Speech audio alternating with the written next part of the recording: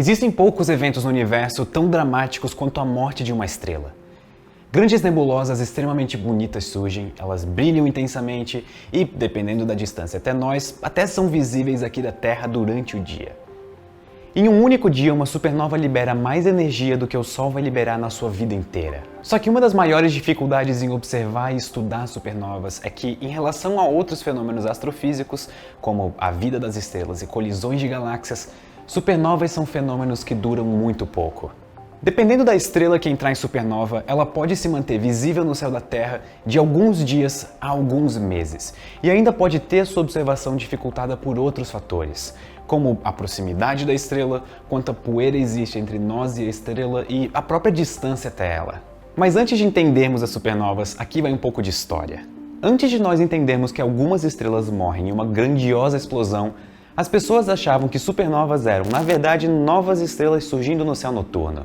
Existem relatos históricos, como no ano 185 da Era Comum, em que astrônomos chineses avistaram uma estrela visitante no céu noturno. Essa estrela visitante ficou no céu por 8 meses, brilhando intensamente e exibindo diversas cores. Essa estrela visitante era uma supernova, ou melhor, uma provável supernova. Outro relato de uma provável supernova foi feita pelo astrônomo Tycho Brahe. Na época, uma nova estrela apareceu no céu e, durante alguns dias, ela brilhava mais do que Júpiter. Essa observação é especialmente interessante porque o Tycho Brahe vivia numa época em que as pessoas acreditavam que o céu era eterno e nunca poderia mudar. Mas adivinhem?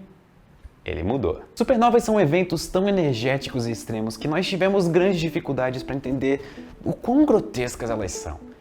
Para isso, nós precisamos saber algumas coisas básicas sobre estrelas. Estrelas são basicamente gigantescas bombas nucleares, que obtêm a sua energia através da fusão nuclear.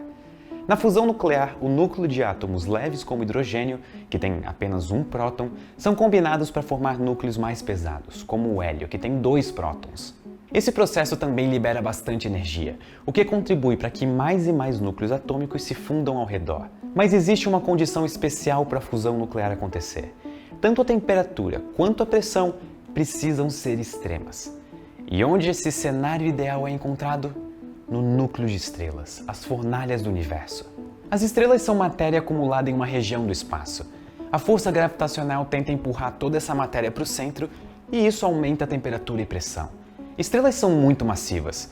Para vocês terem ideia, 99,9% de toda a matéria do sistema solar está no Sol. Todo o resto, a Terra, os outros planetas, nós somos praticamente decoração. E o que é mais bizarro é que o Sol não é nem grande o suficiente para virar uma supernova.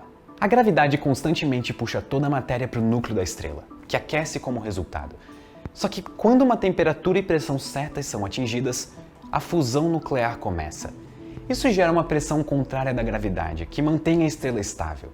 Se apenas a gravidade funcionasse na estrela, sem contar nenhuma outra resistência, eventualmente toda a matéria seria compactada em uma região pequena no centro e a estrela provavelmente viraria um buraco negro. E da mesma forma, se a gravidade não existisse e deixássemos apenas a pressão interna da estrela atuar, ela eventualmente iria expandir, expandir, expandir e se espalhar por uma região tão grande que ela deixaria de ser uma estrela.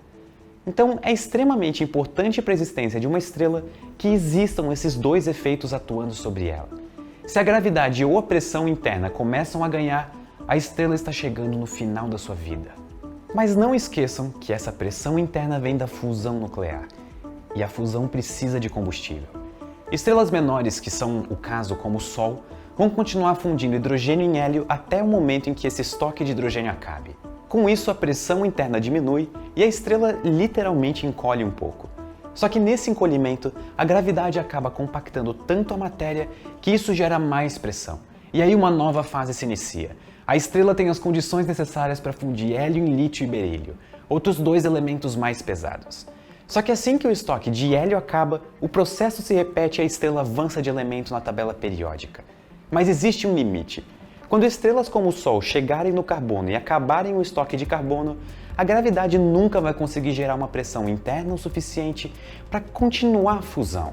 Simplesmente não existe massa o suficiente e esse é basicamente o fim da estrela. Um fim quieto, sem drama e sem explosão. A partir do momento em que o combustível acabasse, o Sol passaria a ser uma anã branca, sem fusão nuclear. sustentado somente pela força repulsiva entre átomos de carbono extremamente próximos uns dos outros. Mas e se de algum jeito nós conseguíssemos adicionar mais massa no Sol? Assim, meio que só para ver o que acontece. Existe um jeito disso acontecer na vida real, e essas são as supernovas do tipo 1A. Caso uma anã branca tivesse uma estrela companheira, que é o caso de muitos sistemas estelares, ela poderia roubar massa da outra estrela. Esse processo ia aumentar a massa da anã branca, e por consequência da força gravitacional, a pressão também aumentaria. E ela aumentaria até o ponto crítico no qual seria possível começar a fundir o carbono. Mas quando a anã branca chega nesse ponto e passa a fundir carbono, vem a surpresa. A fusão de carbono libera muita energia. Tanta energia que a fusão vence a batalha contra a gravidade e gera uma explosão gigantesca, que ejeta a massa da estrela para o espaço e espalha todos os seus restos e entranhas pelo vazio do cosmos. E essa é a supernova tipo 1A, e ela tem uma propriedade muito útil para os astrofísicos. Todas as supernovas desse tipo emitem basicamente a mesma quantidade de luz. Isso significa que se nós observamos uma supernova desse tipo, nós podemos usar a quantidade de luz que chega na Terra para determinar a distância até essa supernova. Esse mecanismo é utilizado para medir distâncias entre a nossa galáxia e outras galáxias. Então, podemos considerar ele uma espécie de régua universal. E é assim que as forças dançam numa estrela. A gravidade tentando colapsar tudo para o centro e a fusão nuclear tentando fazer a estrela se expandir. E quando um combustível acaba, a gravidade começa a ganhar, mas aí a pressão aumenta, e aí outro elemento passa a ser fundido dentro da estrela, e assim vai. Entender isso é essencial para entender supernovas, porque é quando esse delicado balanço entre gravidade e fusão acaba em estrelas massivas que uma supernova acontece. Nas estrelas mais massivas, o último elemento a ser fundido é o ferro, mas a partir desse momento, a estrela está condenada. Fundir ferro em elementos mais pesados custa mais energia do que libera. Ou seja, a estrela não pode usar ferro como um combustível. E o que acontece uma vez que o combustível dessa estrela massiva acaba é que a gravidade passa a ganhar a batalha. Os átomos são comprimidos para cada vez mais perto. A estrela começa a entrar em colapso. O núcleo da estrela chega a densidades tão altas que prótons e elétrons se combinam. E quando isso acontece, eles formam nêutrons. Tudo o que resta do núcleo da estrela é um amontoado de nêutrons. E isso é uma famosa estrela de nêutrons. A extrema proximidade dos nêutrons gera uma pressão que age no sentido oposto da gravidade, impedindo o núcleo de colapsar ainda mais. Essa pressão é conhecida como pressão de degenerescência, e é um fenômeno quântico meio complicado de explicar e requer um vídeo próprio. Mas de toda forma, por mais que o núcleo tenha parado de ser comprimido, isso não é verdade para o resto da estrela. Agora as coisas começam a ficar divertidas. As camadas exteriores ainda estão sendo comprimidas contra esse núcleo de nêutrons, que é extremamente massivo e duro. Ele é tão compactado que uma estrela de nêutrons mais ou menos do tamanho de Balneário Camboriú tem a mesma massa do Sol. E quando as camadas externas colapsam sobre o núcleo, é como jogar uma bola na parede. Quer dizer, se essa bola estivesse se movendo a 25% da velocidade da luz. Elas quicam e são ejetadas da estrela com essa velocidade, e isso é o que nós chamamos de supernova de tipo 2. Mas embora supernovas marquem o fim dramático da vida de uma estrela massiva, na verdade, esse não é bem o fim. Supernovas são os únicos lugares do universo em que as condições para gerar átomos mais pesados do que ferro, como ouro, chumbo e urânio, existem. É dentro de estrelas que se formaram a maior parte dos átomos mais pesados do que o hidrogênio. E é dentro de supernovas que elementos como ouro e urânio se formam.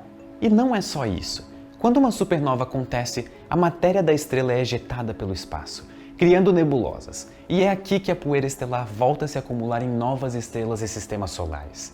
Nebulosas são o berçário de novas estrelas. O nosso Sol se formou a partir de uma nebulosa, assim como o resto do sistema solar. Nós só existimos aqui hoje porque em algum momento da história, uma ou mais supernovas aconteceram e ejetaram todos os átomos que hoje compõem os nossos corpos. Os corpos de quem você ama e todas as outras coisas e formas de vida que você vê ao seu redor. Supernovas não são só alguns dos eventos mais energéticos que observamos no universo hoje em dia.